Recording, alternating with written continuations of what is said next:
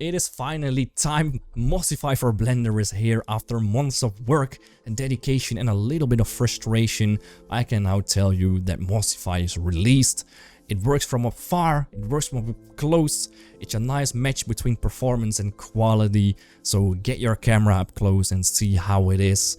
It has a little bit of realism, but also a nice amount of magic, a magical biome, a jungle biome. You can add raindrops, you can add fog, everything is completely customizable.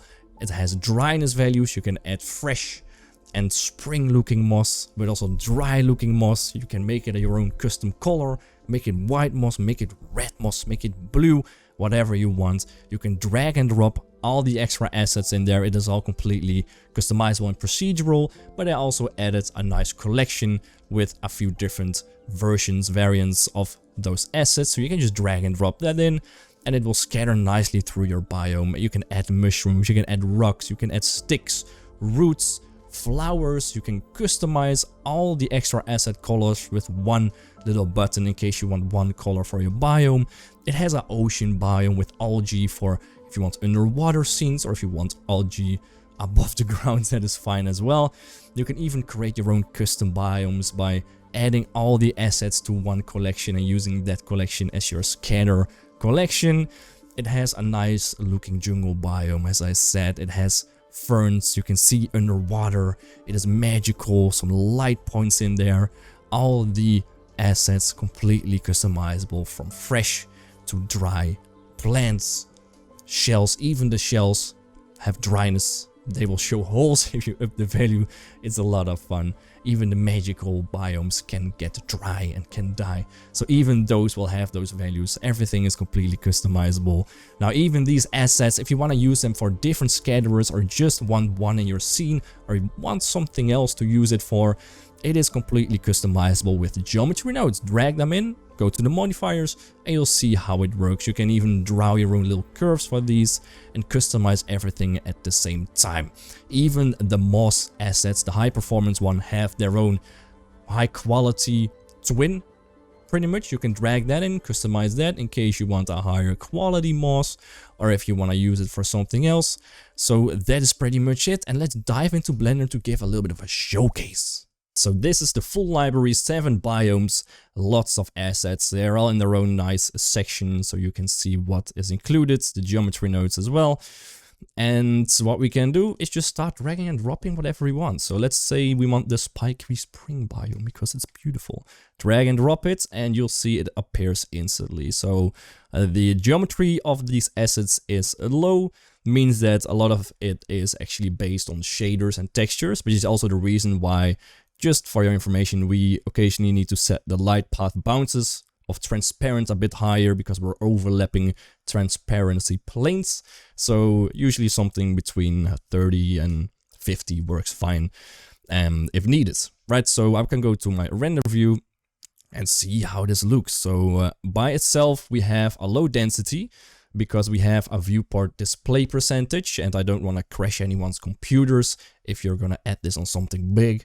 So the viewport display is usually set to a bit lower. So if you want to see how this looks in the viewport, just set that to 100 and you'll see how it looks, right? So let's add a little bit more density just to make it beautiful. There we go.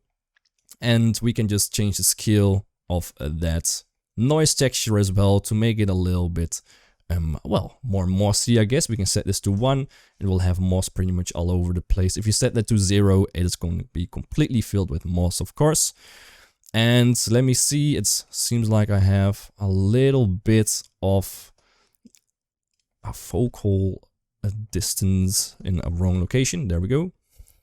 So what we can do is customize whatever we want, right? So let's start off with that dryness of the moss, or the moss scale perhaps, right? If I set this to 4, we're gonna have large moss, but you can see that because the textures are quite realistic, you will still have a very, very nice looking moss, realistic moss, even though the geometry is very low, right? And I can set this to be very small as well, let's say 0.5.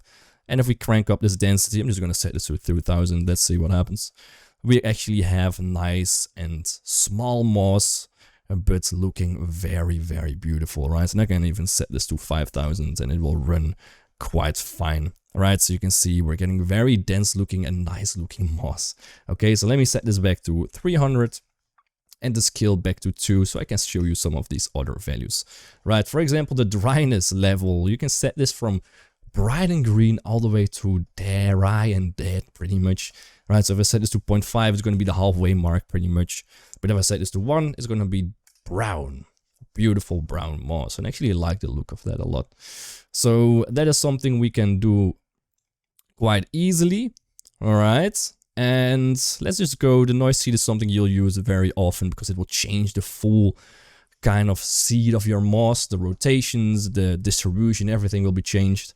And now we're getting to the fun part, right? The collections that we can scatter. So if you go to your extra asset collection, we'll have some assets that I set up, like the shells, like the trees and the rocks, right? And you can just drag whatever collection you want to scatter into your scene. Doesn't matter where. For example, this one and the shell, and let's say I want the mushrooms as well, and maybe the flowers too, you know, why not? Let's go back to our actual biome and let's just select those collections here. Let's start off with the mushrooms. There we go, we're adding mushrooms to the scene. Second one, I want those flowers, beautiful flowers. There we go, so now they will have flowers and mushrooms, and now I can also just add the shells. We'll have shells, flowers and mushrooms, and I can set this density to be 20, for example, and it's gonna be scattering all of this throughout our biome.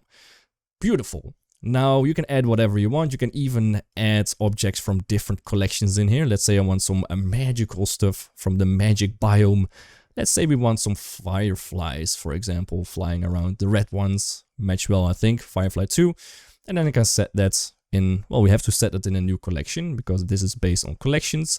So whatever you drag in, just make sure to add it to a new collection. Let's set that to scatter firefly.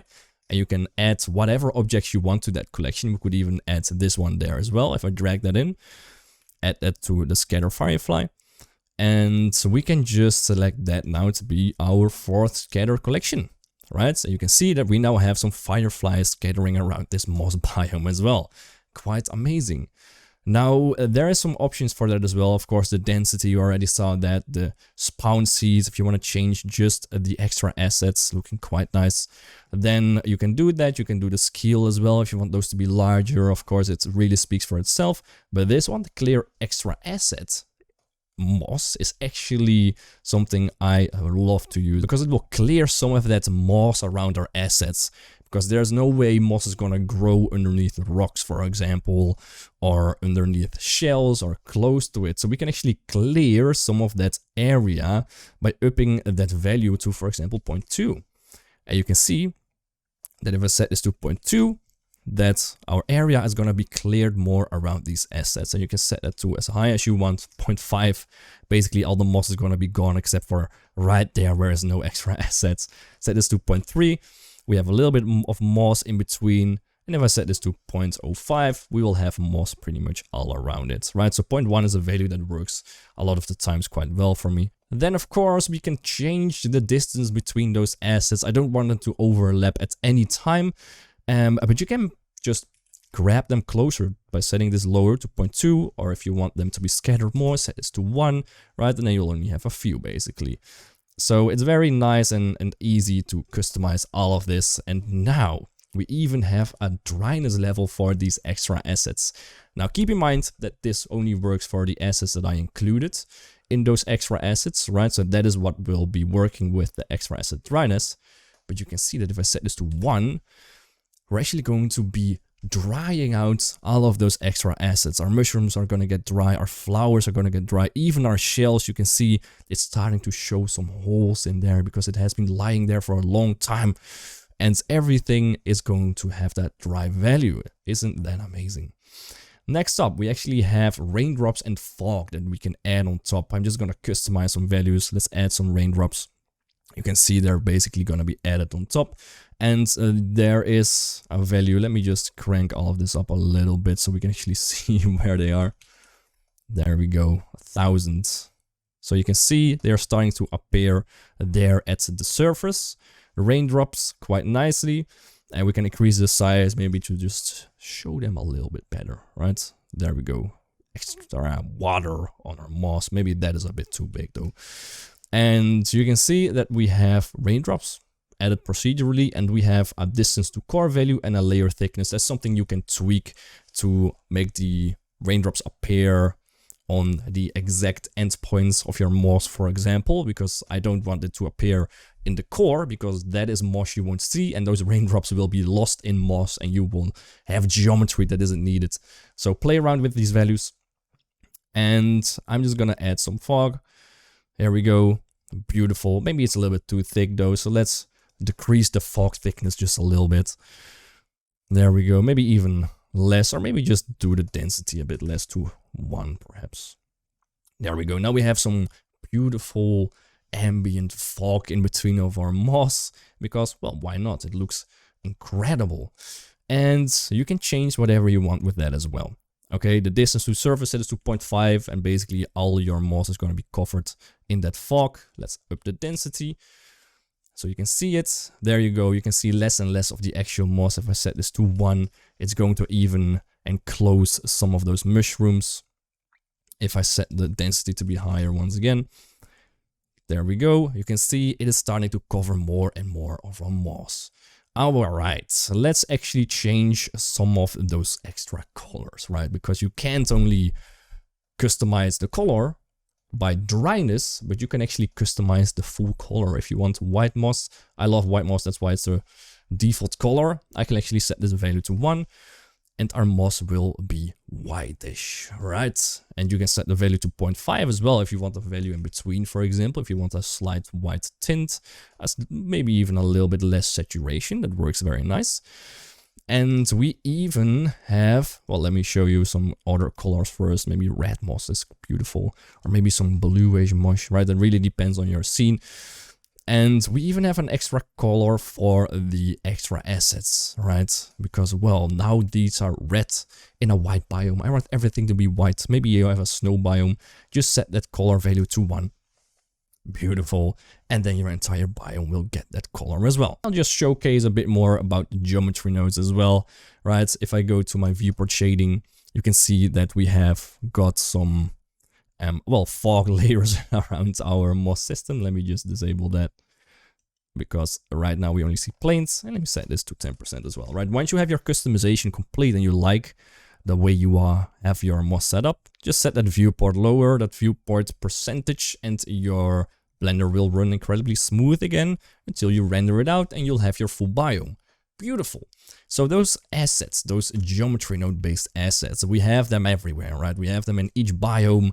And perhaps you want to use this for something else, right? So you can just drag that in like that, and you have a fully customizable little asset there. So if we go to rendered view, you can see we have our little string, and we have all the options to customize this as well. Because why not? Maybe you even want to customize your own assets before you add them to your moss biomes. Or maybe you even want to use this with a different scatter add-on, and then you can just export your own custom assets there. It's all fine. So this is, for example, one of them. Let me just show you a few. And then we have some geometry nodes here as well. For example, a nice looking mushroom. Right, completely customizable, stem radius. We can even increase the thickness of the cap to make a nice and thick looking mushroom. It depends on what you're looking for. And for those extra assets, it works the same as well. Everything here is fully customizable. For example, this flower has a huge list of settings, because even those little petals is made from geometry nodes. Alright, so you can see all of the settings. You can tweak pretty much the plant as well. It is completely procedural, and we can even draw some new plants if you want. Right, make it beautiful. They're spawning in the distance for some reason. But you see what happens, right? We can do whatever we want with those custom assets. Amazing, right? Everything is procedural there. So we have high performance assets that is used for the moss biomes. And then we have high detail geometry nodes that go with that. All right, for example, this one is more high geometry. You can customize that and you can use it wherever you need.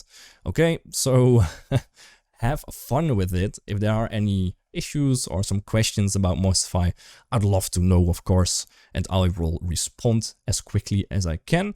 And most of all, I hope you enjoy it and can have fun with it. And I'm looking forward to seeing some crazy renders with Mossify. Have a good time, and cheers.